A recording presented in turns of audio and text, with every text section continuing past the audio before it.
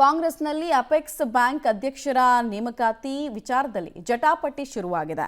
ಕಾರಣ apex bank election ಅಖಾಡಕ್ಕೆ Siddaramaiah ಅವರು entry ಕೊಟ್ಟಿದ್ದಾರೆ. ಈ ಕಡೆಗೆ ಡಿಕೆ ಶಿವಕುಮಾರ್ ಬಣದವರು ಕೂಡ ಜಿದ್ದಿಗೆ ಬಿದ್ದಿದ್ದಾರೆ.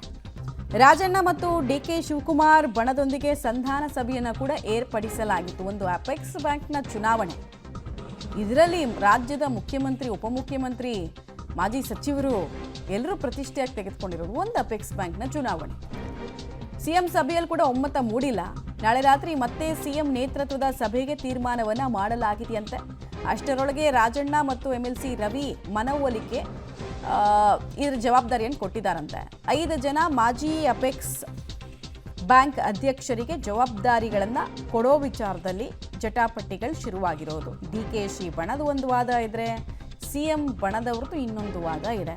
ಆ್ಯಕ್ಚುಲಿ ಇದು ಫಸ್ಟ್ ಟೈಮ್ ಅಲ್ಲ, ಹೀಗೆ ಅಪೆಕ್ಸ್ ಬ್ಯಾಂಕ್ ಚುನಾವಣೆ ವಿಚಾರದಲ್ಲಿ ಒಮ್ಮತ ಮೂಡದೇ ಇರೋದು, ಪ್ರತಿಷ್ಠೆಗೆ ಬಿದ್ದಿರೋ ರೀತಿ ಆಡ್ತಾ ಇರೋದು ಇದು ಫಸ್ಟ್ ಟೈಮ್ ಅಲ್ಲ. ಲಾಸ್ಟ್ 1.5-2 ವರ್ಷದಿಂದ ಕೂಡ ಆವಾಗವಾಗ ಮುನ್ನೆಲೆಗೆ ಬರ್ತಾ ಇತ್ತು, ಆವಾಗವಾಗ ಹಾಗೆ ಹೋಗ್ತಾ ಇತ್ತು. ಅಂದರೆ ಕಾಂಗ್ರೆಸ್ನ ಆಂತರಿಕ ಸಂಘರ್ಷಕ್ಕೆ ಇವೆಲ್ಲವೂ ಕೂಡ ಒಂದು ಎಕ್ಸಾಂಪಲ್ಗಳು.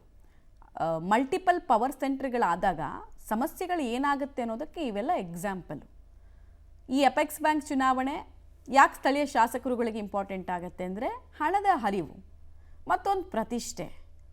ಹೀಗಾಗಿ ಅಪೆಕ್ಸ್ ಬ್ಯಾಂಕ್ ಚುನಾವಣೆಯಲ್ಲಿ ನಾವು ಹೇಳಿದವರೇ ಬಂದು ಕೂತ್ಕೊಳ್ಬೇಕು ಅನ್ನೋದು ಒಂದಿದೆ.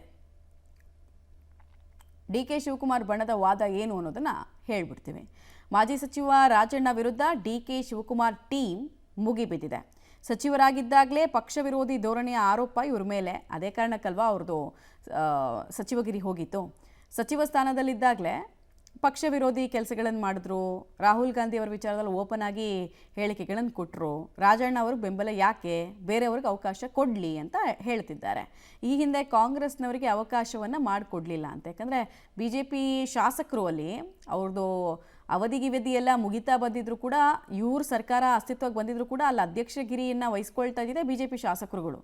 ನೋಡಿ ಅಲ್ಲಿ ಹೇಳ್ತಾ ಇದ್ದೀನಿ, BJPಯ ಬೆಳ್ಳಿ ಪ್ರಕಾಶ್ರನ್ನ ಅಧ್ಯಕ್ಷ ಸ್ಥಾನದಿಂದ ಇಳಿಸಿರಲಿಲ್ಲ.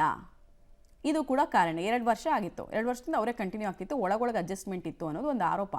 CM ಆಗಿದ್ದ ನೀವೇ ಹೇಳಿದ್ರು ರಾಜಣ್ಣ ಸಹಕರಿಸಲಿಲ್ಲ ನೋಡಿ ಅಂತ CMಗೆ ಹಾಕ್ಕೊಡೋ ಕೆಲಸ ಕೂಡ ಆಗಿದೆ. ಸ್ವತಃ ಡಿಕೆ ಶಿವಕುಮಾರ್ ಕೈಗೆ ಸಿಗದೆ ಆಟ ಆಡಿಸಿದ್ರು. ಇದು KN ರಾಜಣ್ಣ ಪಕ್ಷ ವಿರೋಧಿ ಚಟುವಟಿಕೆ ಅಲ್ವಾ? DKಶಿ ಬೆಂಬಲಿತ ನಿರ್ದೇಶಕರಿಂದ ರಾಜಣ್ಣ ವಿರುದ್ಧ ಕೇಳಿಬಂದಿರುವ ಆರೋಪ. ಸೊ ಇದು ಡಿಕೆ ಶಿವಕುಮಾರ್ ಬಣದ ವಾದ. ಯಾಕೆ ಇವ್ರ ಕೈಯಿಂದ ಕಿತ್ಕೊಂಡು ನಮ್ಮ ಕಡೆಯವರಿಗೆ ಅವಕಾಶ ಕೊಡಬೇಕು ಅನ್ನೋದನ್ನು ಇವರು ಹೇಳಿದ್ದಾರೆ. ಈ ಕಡೆಗೆ KN ರಾಜಣ್ಣ ಕೂಡ ಸಮರ್ಥನೆ ಮಾಡ್ಕೊಂಡಿದ್ದಾರೆ. ಆ ಡೀಟೇಲ್ಸ್ ಕೂಡ ಕೊಡ್ತೀವಿ, ಅವ್ರದ್ದೇನು ವಾದ, ಅವ್ರದ್ದೇನು ಕ್ಲೈಮು ಅಂತ.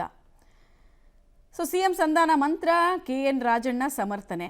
ಇದರ ಬೆನ್ನಲ್ಲೇ ತಮ್ಮದೇ ರೀತಿಯಲ್ಲಿ ಸಮರ್ಥನೆಗೆ ರಾಜಣ್ಣ ಯತ್ನಿಸಿದ್ರು. ಏನಕ್ಕೆ ಬೇಕು, ಏನಕ್ಕೆ ತಾವು ಮಾಡಿದ ಸರಿ ಅನ್ನೋದನ್ನು ಅವರು ಎಕ್ಸ್ಪ್ಲೈನ್ ಮಾಡಿದ್ದಾರೆ. BJPಯ ಬೆಳ್ಳಿ ಪ್ರಕಾಶ್ ಸಹ ಸಭೆಯಲ್ಲಿ ಉಪಸ್ಥಿತರಿದ್ದರು. ಪರಿಸ್ಥಿತಿ ಕೈಮೀರದಂತೆ ಎಲ್ಲರನ್ನ ಕೂಡ ಸಮಾಧಾನಪಡಿಸೋ ಯತ್ನವನ್ನು CM ಸಿದ್ದರಾಮಯ್ಯ ಮಾಡಿದರು.